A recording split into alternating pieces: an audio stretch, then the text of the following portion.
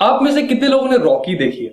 वो 1970s 80s की Sylvester Stallone star Rocky, जिनके 6 पार्ट्स आए थे। ये क्वेश्चन मैं इसलिए पूछ रहा हूं क्योंकि उस मूवी में कुछ ऐसे सीन्स थे जिसमें रॉकी, जो कि बेसिकली सिल्वेस्टर स्टैलोन थे, वो कच्चे अंडे पी के वर्कआउट करने के लिए जाते थे। तो काफी लोगों ने सोचा होगा कि आप जब वो जाते हैं तो हम क्यों नहीं। तो आज का हमारा सवाल या आज का बेसिकली जो हमारा वीडियो है वो इसी के ऊपर है कि should we consume raw eggs? क्या हमें कच्चे अंडे खाने चाहिए? इसके क्या फायदे हो सकते हैं, क्या नुकसान हो सकते हैं, ये सब चीजें बेसिकली आज हम देखेंगे। So let's do this.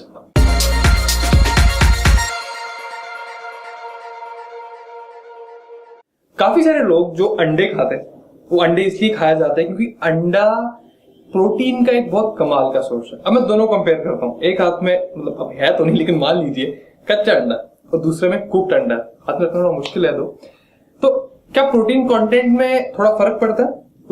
अगर जो अंडे का प्रोटीन है अगर उसको हम हीट करते हैं तो डीनेचर्ड हो जाता है। तो कहने का मतलब ये है कि कुक्ड एग का जो प्रोटीन है वो बेसिकली हमारे डाइजेस्टिव सिस्टम को पचाना ज्यादा आसान रहता है as compare to uncooked. So point number 1 for आपका कुक्ड एग खाना चाहिए। अब दूसरा पॉइंट क्या है गाइस, एक बैक्टीरिया होता है, उसे बोलते हैं हम सैल्मोनेला। सैल्मोनेला बैक्टीरिया हो सकता है आपके एग शेल के ऊपर हो, कई बारी एग के अंदर भी होता है। अब इस बैक्टीरिया की अकरेंस उतनी ज्यादा फ्रीक्वेंट नहीं है, लेकिन आजकल जो मैक्सिमम हमें अंडे मिलते हैं वो अंडे बेसिकली फैक्ट्री रेज्ड होते हैं, फार्म ब्रेड बहुत कम होता है, मतलब जो एक्चुअली नेचुरल एनवायरनमेंट में रखा जाता है मुर्गियों को, वैसा बहुत कम होता है। तो इसलिए सैल्मोनेला थोड़ा बढ़ता जा रहा है, फिर उतना नहीं। लेकिन अगर सैल्मोनेला आपके अंडे में हो तो फिर क्या हो सकता है? फर्स्ट थिंग्स फर्स्ट, अगर आपका एग जो कुक्ड है तो सैल्मोनेला की जो अकरेंस है वो खत्म हो जाती है, उसमें बिल्कुल नहीं होगी।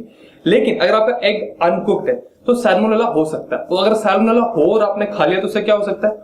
उससे आपको फूड पॉइजनिंग हो सकती है। तो इन केस अगर आप सोच रहे होगे कि मैं कच्चा अंडा खाता हूं, तो अगर आप if you like very young, मतलब बहुत छोटे हो, जस्ट अ किड से 8 to 10 years old, या फिर अगर इफ यू आर प्रेग्नेंट, और अगर आप बहुत एज्ड हो या आपकी इम्यूनिटी बिल्कुल बहुत बढ़िया नहीं है, तो आई वुड हाईली रेकमेंड या फिर आई वुड हाईली प्रोस्क्राइब कि आप कच्चा अंडा बिल्कुल ना खाइए। क्योंकि इन केस अगर आपके जो आप अंडा खा रहे हैं वो अगर सैल्मोनेला से कंटामिनेटेड है तो आपके डाइजेस्टिव सिस्टम की काफी प्रॉब्लम क्रिएट कर देगा। नंबर 3 पॉइंट, थर्ड पॉइंट ये है कि अंडे में प्रोटीन के अलावा कुछ विटामिन्स होते हैं, कुछ मिनरल्स होते हैं। कुछ बी विटामिन्स होते हैं, कुछ मिनरल्स होते हैं।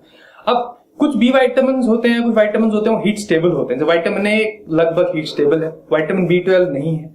तो इस केस में अगर हम जो रॉ एग खाते हैं तो रॉ एग में हमें विटामिन जो है, विटामिन मिनरल कंपोजिशन वो ज्यादा बेटर मिल सकती है as compare to the cooked egg. तो एक पॉइंट हो गया रॉ एग के खाते में। लेकिन जब मैं बी विटामिन की बात कर ही रहा हूं तो मैं एक बी विटामिन की बात करता हूं, उसका नाम है बायोटिन, जो कि विटामिन B7 भी बोला जाता है। काफी सारे लोग जब उनको हेयर फॉल होता है वो लोग बी विटामिन या B7 बायोटिन दिया जाता है, बायोटिन सप्लीमेंट इसीलिए बेचा जाता है।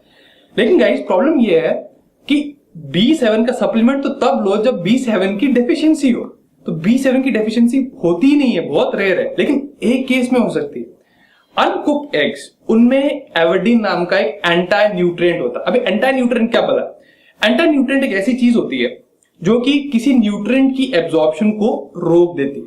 तो एवरडीन एक ऐसा एंटी न्यूट्रिएंट है, और एवरडीन अगर आपकी बॉडी में आता है तो विटामिन B7 जो बायोटिन है वो आपकी बॉडी एब्जॉर्ब नहीं हो सकता। तो मतलब हेयर फॉल आपको हो सकता है उस केसेस में।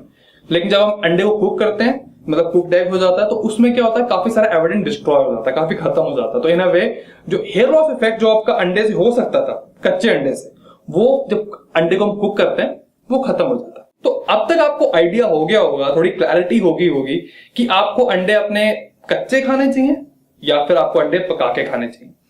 लेकिन अंडे का जो फंडा है बेसिकली यही खत्म नहीं होता। अंडों को लेके बहुत कंफ्यूजन है। अंडे के योक्स खाएं, एग वाइट्स खाएं, कितने वाइट्स खाएं, कितने योक्स खाएं। गाइस इसके लिए मैंने ऑलरेडी एक वीडियो बना चुका हूं, उसका लिंक डिस्क्रिप्शन बॉक्स में, आप प्लीज चेक कीजिए उस वीडियो को, क्योंकि उसमें ये सारी कंफ्यूजन आपको क्लियर हो जाएगी। तो वो वीडियो देखकर ये वीडियो देख के आपको अंडे कैसे खाने, कैसे नहीं खाने, कितने खाने, ये सारे जो क्वेश्चंस आपके दिमाग में जो आए होंगे वो सारे के सारे क्लियर हो जाएंगे। So guys thank you so much for watching. I will see you next time. Till then bye bye.